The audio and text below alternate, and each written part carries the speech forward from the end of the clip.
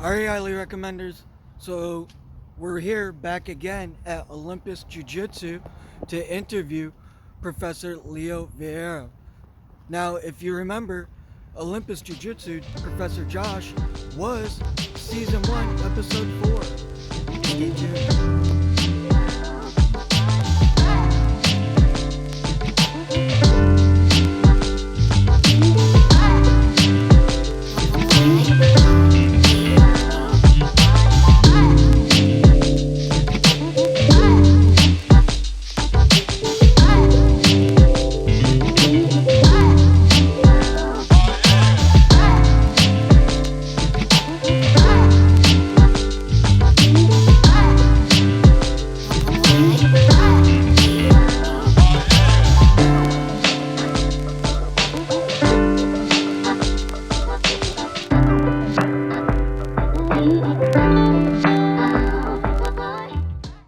Hey, highly recommenders. Today we are here yet again for episode 2 of the Highly Recommended Season 2 with the world famous, legendary Professor Leo Vieira.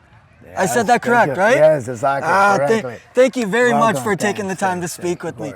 I know that you're quite busy traveling, teaching seminars and everything, so I do appreciate you taking the few minutes to do this interview with me. Now, to really kick off this Q&A, I do want to ask, are you currently just doing seminars? Because when was the last time that you competed? Last year, usually I compete once a year. I want to compete once a year. So I was planning to compete myself with, challenge myself in the World Competition, IBJF, last year. But then I got invited from BJJ Stars to fight in the super fight with Kleber. So then I changed my mind, and then I got the super fights that they compete the tournament. So this year I was planning to fight, compete in the World Competition. But then I hurt my knee, which is kind of like a significant damage in my ligament, and they required a lot of rehab, and that's why unfortunately I couldn't do it. Now that's funny that you say that an injury ended up preventing you from competing, because I heard something about your past. I heard that in ADCC you broke your foot and still won. Yeah, but it was a different timing. I think for ADCC, I was very motivated. I was very motivated to fight, to compete. So I think this gave me no matter, there's nothing that could happen that time. They're gonna take me away to fight for the second time, became a world champion again, defend my title. That's why. So I hurt myself at that time, but during the training, I was looking myself. I saw myself a champion. So nowadays it's different one. So the way I train myself, it's more as a hobby. It's not to perform as a before. So I do stress my body to compete. I do want to perform, but it's not my main goal as a competitor. With you having won multiple matches throughout the years, training for a long time, do you feel like you just said, it's more of a hobby to where you don't really have to prove yourself anymore? Honestly, people always come in with this, I don't have to prove nothing to nobody. The only reason we do this is because we have to prove. That's just a law. Yeah, we have to prove. The reason we have, and that's what making we be a world champion. That's we are part of us to the others, because we want to prove. Everything what I did was because I want to prove to everybody that I wasn't good enough when a lot of people was pointing me that I wasn't, And I guess everybody who was there was to prove themselves and prove to others that they could make it. So this argument to say that I didn't have nothing to prove, it's just to coaching phrase, but honestly, I do not believe. Now, when did you get into jiu-jitsu, and what actually got you into it? Bruce Lee, Kung Fu. Bruce Lee? Yeah. And how old were you when you got into it? 7, 8 years old. Okay. So I thought I was doing Kung Fu. And then take me a couple of weeks to understand that it was jiu-jitsu. No striking, no punching, no kicks. I said, man, I think I'm in the wrong martial art. But that is a girl that was, beat me up, smashed me the whole time. And I was not happy with that. Nobody as a 10 years old kid that want to get smashed by a girl. Who does? Even right now, I'm 46, I don't want to. But I now understand as a martial art and understand that it's very possible. But also, I was a smart kid. I came to the decision that, okay, if he works with her against me, he's gonna work with me against my friends. And I was the smallest friends of the smallest kid from my group of friends. What year was that? This was 86, 85, 80. Honestly, yeah, 80. Honestly, like 83. My first Kart Federation, not IBJF, but Jiu-Jitsu Federation was 85. So this supposed to be like 1 or 2 years before. So wow. 83, 84. So you've been competing and training since the 80s, and you are the founder of Checkmat, and one of the founders, correct? Yes. Sorry. I just want to make sure I get this correct. Yeah. Now, what made you go from being a regular practitioner athlete to wanting to start a world-renowned affiliation academy? I think it because for me, everything was such a natural. I didn't have the plan B, So all my life, I didn't have the educations to become a lawyer or anything. I didn't have parents or friends or family that can hook me up in such a good job. So I didn't have plan B in my life. My plan A was a Jiu-Jitsu, and my plan B was Jiu-Jitsu. Well, I have to do this, make it worth and do it or not. So that's why we didn't fail. Me and all my brothers, we put all our energy, discipline, commitment in this, and we make it happen. And the reason I choose with Checkmat to open my own team, because I knew that in the same position that I was, I had a lot of people. I have a lot of people behind me when we broke the other teams. I have a lot of people behind me that didn't have plan B. If I quit, they will quit also. So that was a good to keep forward. I'm glad that you bring that up. You said that, because what is it like, having one of the world's most famous academies, and B, what's it like having all these students under you, especially dealing with their egos? Dealing with the egos this is the most like we really care, right? So the plan was never be a world champion team.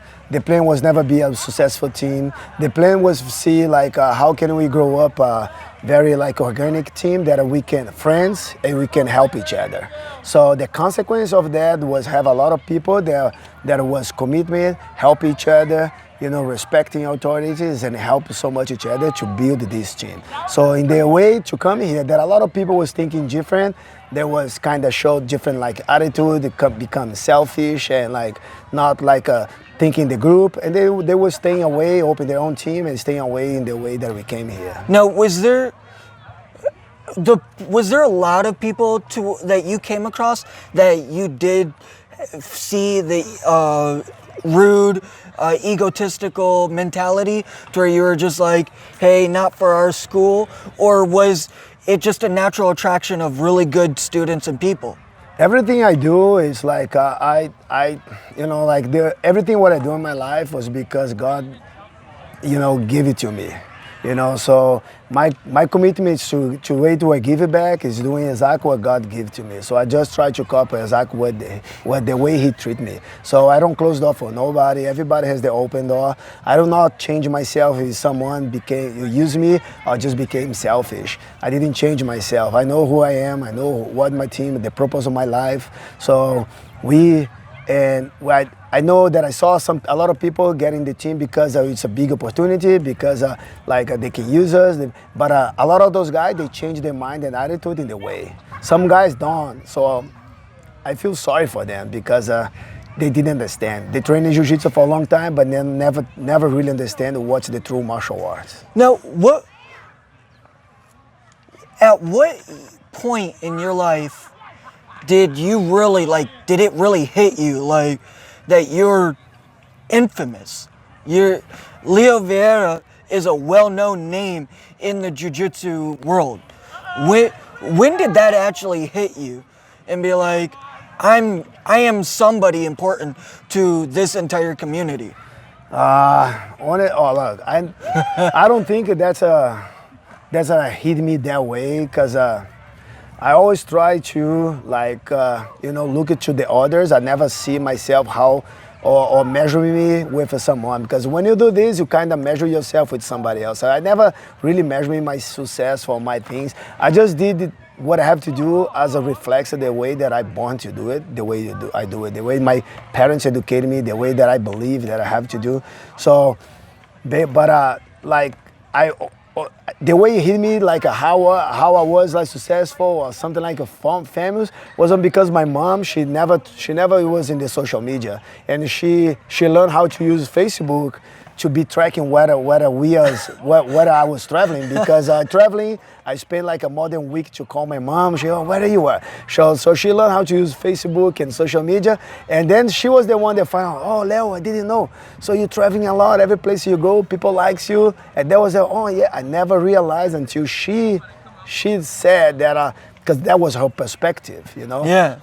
Because I never really understand. I say, yeah, I travel for jiu-jitsu to do my job, but I never really get that point of view when my mom brought to me that, you visit such a nice, beautiful place. Everybody always texts write good things about you, and I can see she was proud, you know, and that it was a warm for my heart. That's what we all pretty much set off for in life, is to make our parents proud and happy of us. I know I do.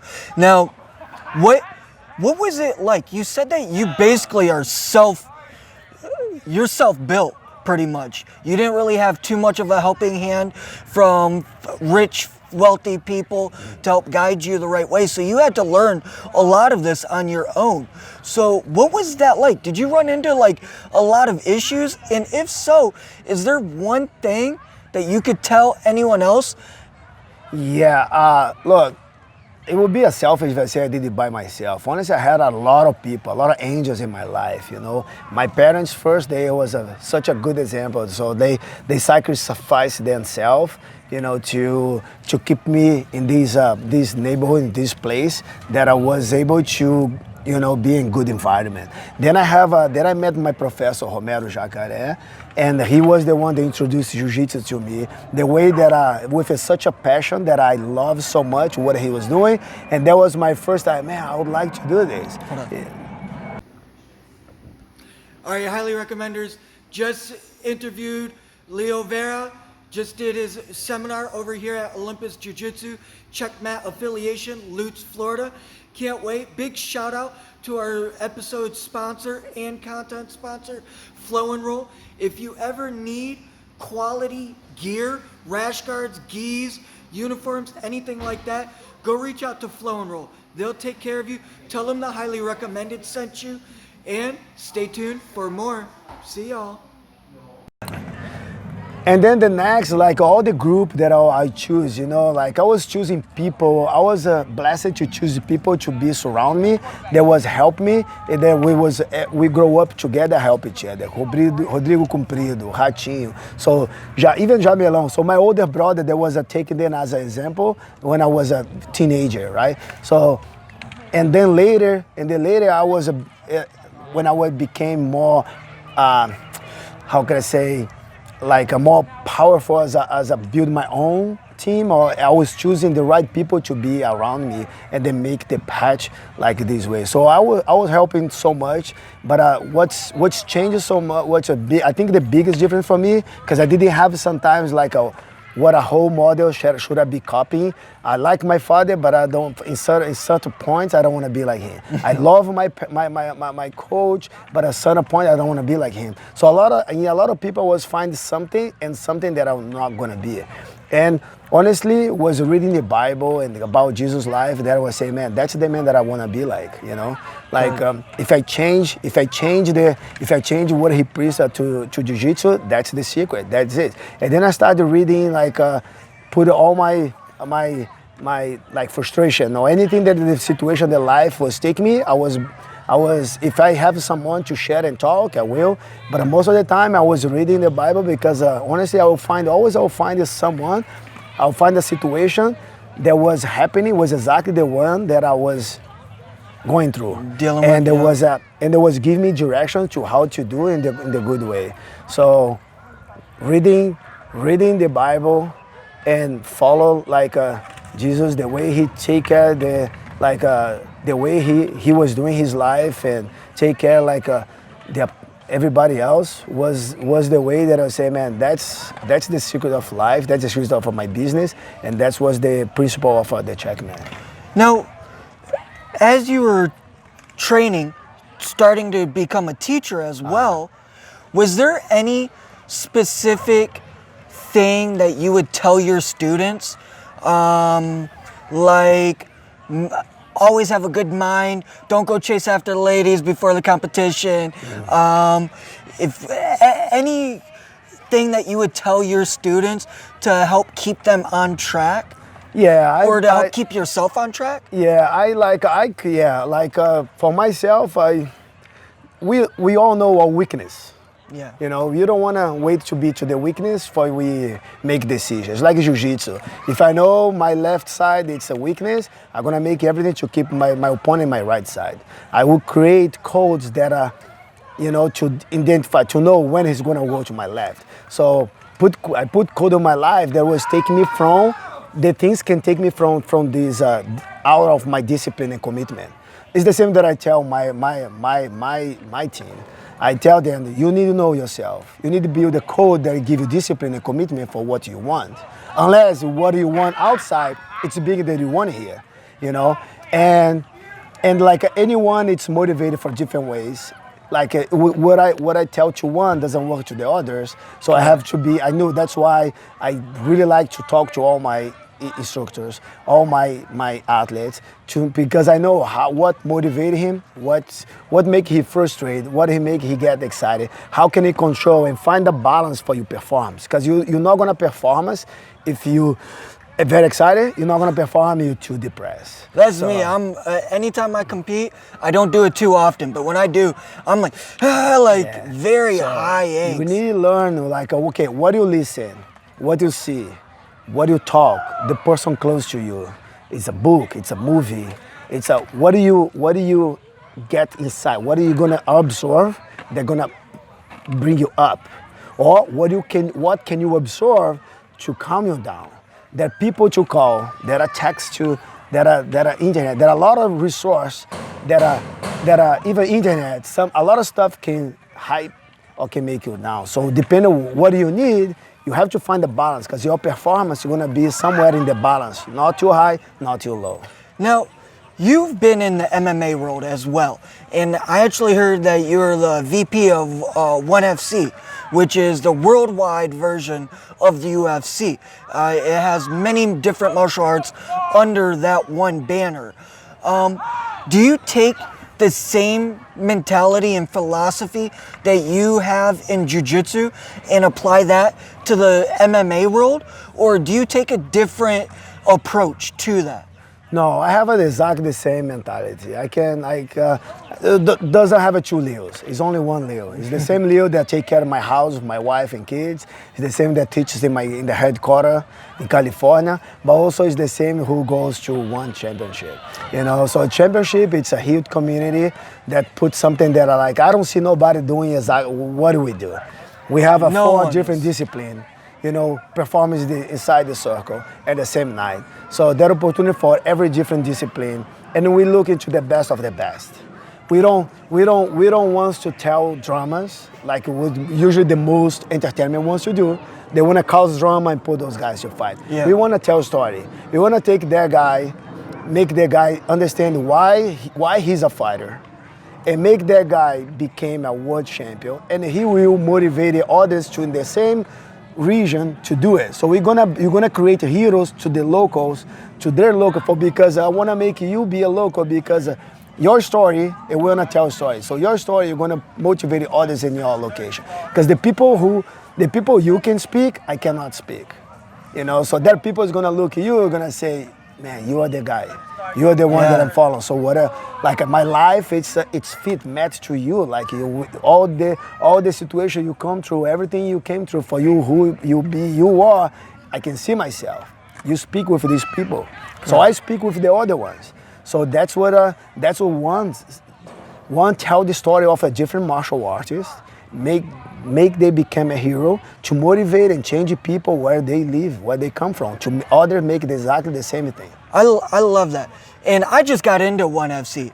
Before, I never even really watched it. Once it got onto Amazon Prime and Mikey and Buchecha were, because I am, now like I was saying, this might be looking familiar of an environment. He was the man, the myth, the legend, was on season 1, episode 4. Who might it be? Let's introduce himself.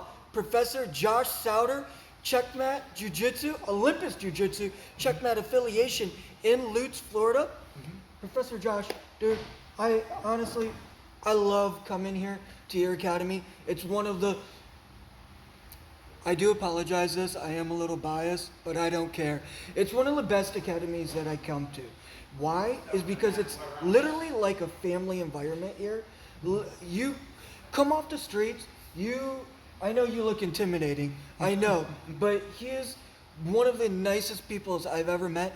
The academies here not only has quality talent and athletes, but he has a cycle, a monthly cycle, I would assume, I might be speaking out of term, but of high-level athletes coming through from around the world to train here and help train his students as well. Thank you very much for having me here. Man. Now, how have you been since season 1? So, I'm just doing great. The team here, the Checkmat team in Tampa is growing really big. Huge. Since we last talked, I've had a great addition to our academy with Professor Juan Barboza, moved from California, is here teaching full time. He's really helped bring up the level of all the students. We're bringing in the Luna brothers all the time, Jansen Gomez, I'm telling you, people. Almeida, El Monstro, all from the Checkmat, network. And I try to bring in these guys because it helps improve me as a professor of the new stuff that's going on. It's staying up to date and helping our students. So if anybody's in the area, come by, check us out, man. Everybody's welcome. Now, that is Lutz, Florida, Olympus Jiu-Jitsu, Checkmat affiliation. Now we got to ask, did a student do that to you? Yes. Dylan Collins, I'm coming for you. Can't run, you can't hide. All right, listen, highly recommenders, when you're in the area, come see Professor Josh at Olympus Jiu-Jitsu, Lutz, Florida. It's definitely highly recommended. As you know, that's why he was season 1, episode 4. Maybe he should have been episode 1, but hey, so sue me. Peace out, everyone. Thank you very much for having me. Okay, thank you, boss. I'm a huge fan of Buchecha, of course. I love the way he trains and everything. And I'm addicted to jiu-jitsu. This is my life. Like, as you see, I reached out to you. I was like, Professor, let's do this. Like, as everyone else that pays attention that sees this. Now, in your training, both in the MMA as well as in jiu-jitsu, is there any specific move or like submission position that you like to go for and that's your go-to? Or is it just whatever comes to you? I look for submissions. That's the point. The whole point is how much aggressive you can be to go to submissions, that's a shortcut. Sometimes you pull guard, sometimes you taking down, what do you prefer to do? Sweeps, Do you pull guard or takedown? My game became more as a top. I would be more recognized as a top. But if you look more than until all my black belt with gi, I was a lot of pull guards. So, but I think there are some, everybody is specific in some position. I think one of them I was more successful was the guillotine. Okay. I'm short, I have short arms, strong arm for a short arm. So I think they match the fit to people's neck. So that's what helped me so much. I training myself to do everything, to see opportunity and react when I see it without hesitate. Good. And with you still competing, is that when you go to compete, do you focus on like a game plan, a specific game plan, such as you said, you are typically known as a top person, but if you look at your recent black belt or some of your black belt matches, it's a guard. But when you go actually step onto the mat, do you have a specific game plan, whether it's guard or like, do you go there already knowing what you want to do? Yes, yeah, we have a game plan. If you fight with one person, we build one game plan for to fight against exactly that opponent. If you're gonna fight in the tournament with a multiple fights, you still have a game plan, and some of those game plans is specific for each one of the athletes. So we should know so much about ourselves, what we can do, but we should know also as much possible about our opponent, you know, and drive and control like and managing like our strategy during the time that we have, like holding anxiety and using a speed or power during the fight. Now, what was it like? I got a question from Professor Josh. Okay. What was it like rolling with ADC Smash Kerr? I might have mispronounced this guy's name, but Smashing Kerr, yeah, something like that. Yeah, Marker, yeah. What was it like rolling with him? I would like to roll with him. We fought in ADCC. That wasn't roll. That was like for real, you know. Okay, so then I was mistold as to what this was. Was one of the biggest experience of my life because I never took my gi out before. All my training camp was with gi. So I just take my gi out and go training a competition without the gi. So everything what I perform over there was basically my jiu-jitsu gi, what I taught the whole year, you know, whole my life. So after that, so I knew that gave me so much confidence to say, man, like that guy is a top guy that I training all his life, no gi.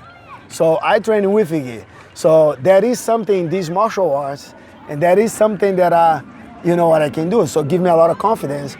Also, like, it's not winning that give you a reputation. Some of the lost, so give you more reputation than winning. So that one, the fight that the way I lose, give you more winning than if I was just winning. Did you lose that match? I lose that match. Was a score. The score was the same, 0-0. But in the end, we're supposed to fight the rule, the regulation. We're supposed to fight 5 minutes overtime. Okay. So after the time they find out -1 and they give you -1 for some whatever the reason was. Now, I don't want to hold you up. I know you got a family to get back to. So what are your future plans? I know you're doing seminars. You got another one tomorrow. Do you have any more seminars coming up, or do you have any DVDs, any future fights, anything with 1FC? What's your future plans? We have like Checkmat being taken care of the way that I want, like with seminars, schedule, competition, what's no gi coming up. So that's our goal as a team. Our goal, like as a one championship, is make the jiu-jitsu became the position that he never won before. So we already have two titles, one with Katie Rutolo, the other with Mike Musimeshi. Yeah. So we're gonna have like the girls and the girls doing also. So they're happy, they make their money, they never thought in their life the jiu-jitsu will get this back. And that's my goal. That's my commitment right now. It's make the jiu-jitsu stay in the spot that he always should be. Wow. I'm amazed by this. Like, your story itself is what inspires me. I was born with a very rare disability. My brain doesn't tell my body to breathe. I had cancer, come from a poor family. It's just like, I found jiu-jitsu to be something that I'm really good at. And it's like, as you said, it helps set up a life path if you're willing to go down it. If you're willing to go down it, it could actually set you up. And that's what I found with me, hence all the interviews and everything that I do within the community. Now, I ask this question with everyone that I interview. And I gotta ask you, and it could be anything. It could be food, music, location, jiu-jitsu, anything in the world. But what is highly recommended to Professor Leo Vieira? What a high recommender? What is highly recommended to you? It could be anything. in your life? It could be a philosophy, location, food, anything in the world. What's highly recommended to Professor Leo? Proverbs. Proverbs. One chapter for each day of the month. One chapter of Proverbs each day of or each month of the year. If each day of the month. Each day of the month. Because the same number. And then when you finish, you can start over again. I like that. That's changed my life and changes everything that I thought I was doing. I like that. And well, since I started with Buchecha, I'm sorry for putting you on the spot, Professor Buchecha. And I'm sorry to put you on the spot, Professor Leo. But if I can keep this going, I'm going to make it for the next person. Okay. But who do you think I should have on the highly recommended next? Who in the jiu-jitsu world is highly recommended to you? Vitor Shaolin. Oh, I've already had him. I had him on season 1. Okay. Yeah, I've had some heavy hitters. I know Buchecha said about Lucas Leite. Yep. Which is very good. Have you talked Cumprido, Rodrigo Medeiros? I have not. Okay, so... How do I say his full name? Rodrigo Medeiros, Cumprido. Rodrigo Medeiros? Cumprido. Cumprido. Yes. All right, Professor Rodrigo Cumprido, I do apologize. You heard it. Professor Leo Vieira said that you're highly recommended, and Professor Lucas Leite, you heard it. Yeah, you heard it. You got to come on to the show. Listen, Professor Leo Vieira, I greatly appreciate you taking the time to speak with me. Thank you very much, sir. I appreciate this. Welcome.